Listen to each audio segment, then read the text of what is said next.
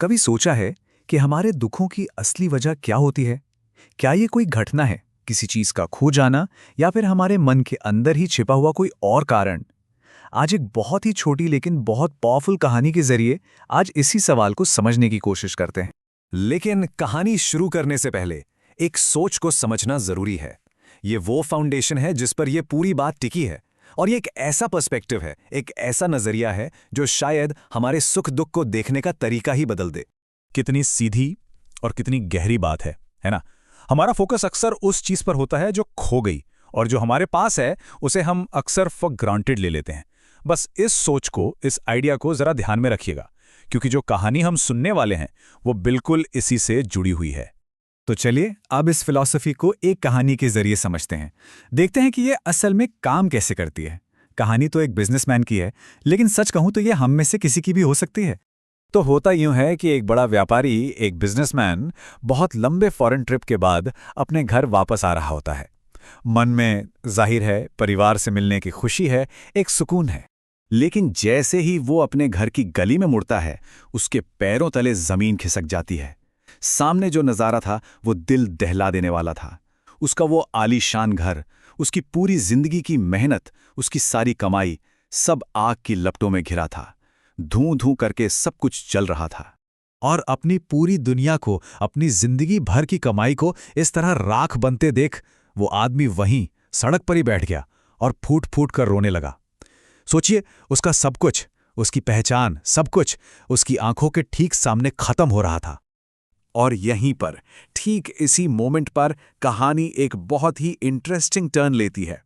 अब हम देखेंगे कि कैसे एक ही सिचुएशन पर, एक ही सच्चाई पर हमारा मन दो एकदम अलग अलग तरीकों से रिएक्ट कर सकता है। अपने पिता को इस तरह टूटकर रोते हुए देखकर उसका बड़ा बेटा भागता हुआ उसके पास आता है, लेकिन वो उसे संभालने या दिलासा देने नहीं आया था। वो एक बहुत जरूरी खबर लेकर आया था। उसने अपने पिता के पास आकर धीरे से कहा, पिताजी, परेशान मत होइए, आपके जाने के बाद हमने इस घर का सौदा कर दिया था, और वो भी एक बहुत अच्छी कीमत पर। और अब देखिए, यहां कुछ कमाल होता है। ये बात सुनते ही उस आदमी के आंसू एक झटके में सूख गए। उसका रोना एकदम बंद हो गया।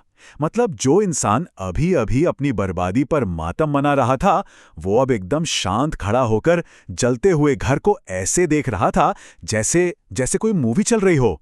ऐसा क्यों हुआ? ऐसा इसलिए हुआ क्योंकि उसके दिमाग में बस एक ख्याल ने, एक थॉट ने सब कुछ बदल दिया था। अब वो सोच रहा था, अरे ये घर तो मेरा है ही नहीं, ये तो बिक गया है। अब ये जिसका है उसकी प्रॉब्लम है, मेरा नुकसान तो हुआ ही नहीं। वो इस बात से राहत की सांस ले ही रहा था कि तभी उसका छोटा बेटा हांफता हुआ, भागता हुआ वहां पहुंचा, और उसके पास एक और अर्जेंट अपडेट था। उसने आकर कहा, पिताजी, सौदा तो हो गया था, लेकिन हमें अभी तक पेमेंट नहीं मिली है, और टेक्निकली, कानूनी तौर पे जब तक पूरे पैसे नहीं मिल जाते, ये घर अभी भी हमारा ही है। और ये सुनते ही क्या हुआ होगा? वो आदमी फिर से जमीन पर बैठ गया और इस बार पहले से भी ज्यादा जोर जोर से रोने लगा। अब एक बात पर गौर कीजिए, घर तो पहले भी चल रहा था और घर अब भी चल रहा था। सिचुएशन में, घटना में कोई बदलाव नहीं आया। बदला क्या? बदला तो सिर्फ एक एहसास, वो मेरेपन का एहसास। तो ये कहानी सिर्फ एक जलते हुए मकान की कहानी नहीं है। ये कहानी असल में हमारे दिमाग के काम करने का तरीका बताती है। तो चलिए अब इसके असली मतलब को, इसके कोर लेसन को समझते हैं। फिलॉसफी की भाषा में इसे कहते हैं आसक्ति, यानी कि अटैचमेंट। ये वो भाव है जब हम किसी भी चीज, इंसान या आइडिया से मेरा कहकर जुड़ जाते हैं। और ये कहानी बिल्कुल यही बताती है कि हमारे दुख की असली जड़ वो चीज नहीं है, बल्कि उस चीज से हमारा वो जो गहरा जुड़ाव है वो है। तो इस पूरी बात का क्रक्स क्या है? देखिए, जलता हुआ घर तो एक सच था, एक फैक्ट था, वो नहीं बदला। बदला क्या? बदला उस आदमी का रिएक्शन। और वो रिएक्शन किस पे डिपेंड कर रहा था? पूरी तरह से ओनरशिप की भावना पर। जब तक वो घर मेरा था, दुख था, दर्द था। जैसे ही वो ख्याल आया कि ये किसी और का है, दर्द गायब। और जरा सोचिए, ये सिर्फ घर या पैसों की बात नहीं है, ये हमारे रिश्तों पर, हमारी नौकरी पर, हमारी सोशल इमेज पर, हर उस चीज पर लागू होता है जिसे हम मेरा कहते हैं।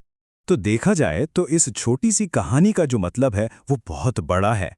ये हमें अपने हर दुख को एक बिल्कुल नए नजरिए से देखने का मौका देती है। ये कहानी हमें क्या सिखाती है? यही कि हमारे गहरे दुखों की वजह वो लोग, वो चीज़ें या वो पोजीशन नहीं है जो चली जाती हैं। नहीं, असली वजह है उनसे हमारा वो चिपकाव, वो आसक्ति जो हमें दर्द देती है। नुकसान उतना दर्द नहीं देता जितना मेरे नुकसान का एहसास देता है। तो आखिर में ये सवाल हम सब के लिए है, अपने आप से पूछने के लिए है कि हमारी अपने ज़िंदगी में ऐसी कौन सी चीज़ें हैं, कौन से रिश्ते हैं या कौन सी उम्मीदें हैं जिनसे हमारा ये जो मेरापन का भाव है वही हमारे दुखों की असली वजह बन रहा है। इस पर सोचिएगा ज़रूर।